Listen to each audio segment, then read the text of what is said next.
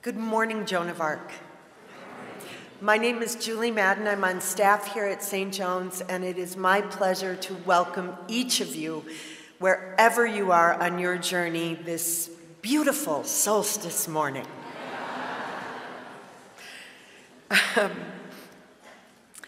When we looked at the gospel today and Mary's unbelievable yes to the power of the Holy Spirit, we knew we did not have to go far to find a similar story of a very difficult yes in our own community.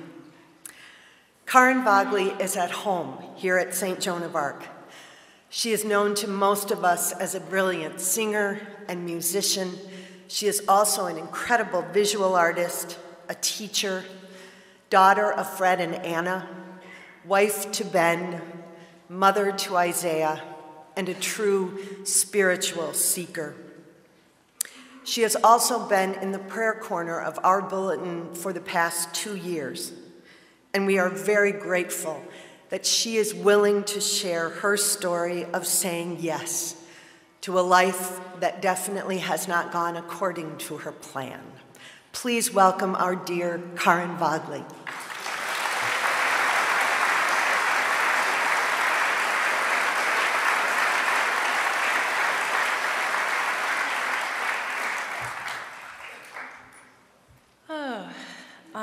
Usually I'm back there feeling really at home with my musical family. I want to first thank you for your prayers for the past couple of years. It means more than you could know. So in the fall of 2013, I was diagnosed with Lyme disease and its co-infections.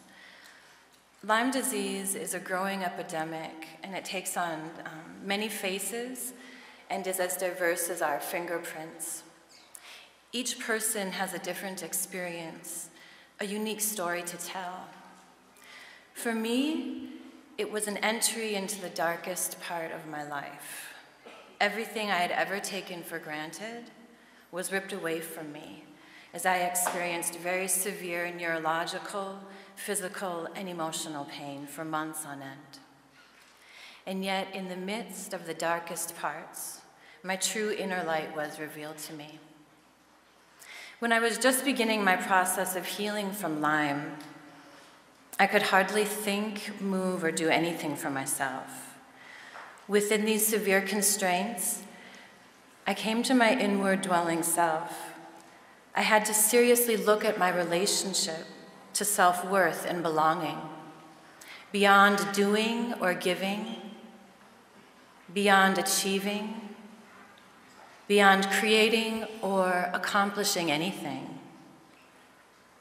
Illness pushed me out into the margins to witness the play of life, the busyness, the bustling, and to necessarily completely disengage. Within this constraint of illness, I had to find self-love separate from any identifying talent or gift. I had to find it in recognizing I am first a soul. I was challenged to connect with my worth in a radically different way than I ever had. In this state, I reached out to my godmother. She's always prayed for me and held me in a holy, energetic connection. I've always felt her with me. In fact, last year at this time, around this time on Christmas Eve day, while I was very ill, I felt this curtain lift and kind of miraculously felt the illness and depression I was feeling from Lyme sort of fall away, like a spontaneous cleanse. Later I learned that my godmother had been praying for me for hours on that day, that I would have a good Christmas. I believe we must pray for each other because it's a necessary and powerful tool to our healing. Her Catholic faith is firm and traditional, steeped in an atmosphere of reverence and dedication, commitment, loving action, music, and strength. I needed her to behold me. I needed her faith to hold me, as I was too confused and shocked by my severe illness to know anything of my own faith. I asked her to please send me some blessed holy oil. I knew I needed it from her and that it would be part of my healing meditation and prayer offering as I was beginning to heal. Something simple and concrete I could do for myself to just get me through the hours of rising in the morning and help me believe in the day ahead. She went immediately to her church and had some oil blessed for me. She sent it to me in the mail along with a sheet that gave me simple suggestions of how to ask for God's healing and how to dedicate my body to God. The language was not mine. The formality and structure of these suggestions were not mine. But it was such a tremendous gift to fall into another's faith and firm structure when all I had ever taken for granted was in total upheaval. To have this ritual hold me so I could behold myself, to have a ritual that anchored itself in the faith that healing is indeed something I was worthy of and something I could ask for, was essential. The reality I began to understand was this: struggle, illness, falling apart, becoming fragmented and broken. This is not a retribution or payback. It's nothing to be ashamed of. It's not me. It is the vulnerability of living a life, like a blade of grass or the little squirrel I see outside my window, like Earth herself, vulnerable. This vulnerability that I was experiencing was precisely what makes one fully human, as precarious as that may be at times. It has certainly opened me up to greater capacity for compassion and empathy for myself and for others than ever before.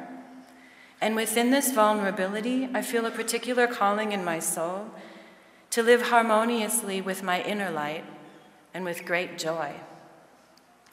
Thus began an essential ritual. I would take the oil from my godmother and bless my body, my mind, my legs, my heart, my hands, my organs.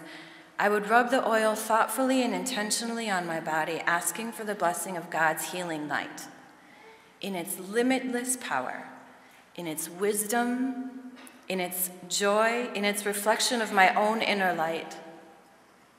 In this, I recognized my body as God's body, even in all its imperfections. The holy ritual became something I did when rising, bathing, and going to sleep. A ritual that brought some tender cohesion to what felt like utter chaos. Faithfully, along with fear and grief, I began to organize my own intention. Through the application of this holy oil, I began to consciously let go of my desperate longing to heal and enter into the calm certainty of being. Healing from an illness such as Lyme has called over and over for a brave leap into reclaiming my mind, body, and soul. I mean, over and over. Keeping ritual like blessing with the holy oil is part of reclaiming the parts of my being that have forever changed. And it's finding communion with the new story unfolding. Not only that, but making the new story something that feels real and feels right. And this isn't about perfection, because that perfection is long gone, and that's liberating in a way. It's about living what is and being thankful, even when fear and grief are by my side. So in closing, I'd like to dedicate this song, just a very simple song you probably all know, to the children who have Lyme, the many families who've experienced loved ones with Lyme or who've been touched by it, who navigate their way through this grassroots healing process that Lyme is at the moment in our world. And to them I say yes to the journey toward wise acceptance. I say yes to hope in the face of uncertainty. I say yes to love even in pain, and also yes to being in the light.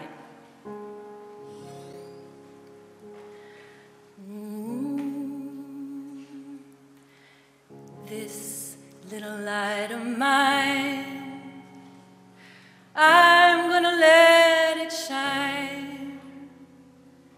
This little light of mine, I'm gonna let it shine. This little light of mine, I'm gonna let it shine. Let it shine, let it shine, let it shine. And in my home, I'm gonna let it shine. Oh, in my home,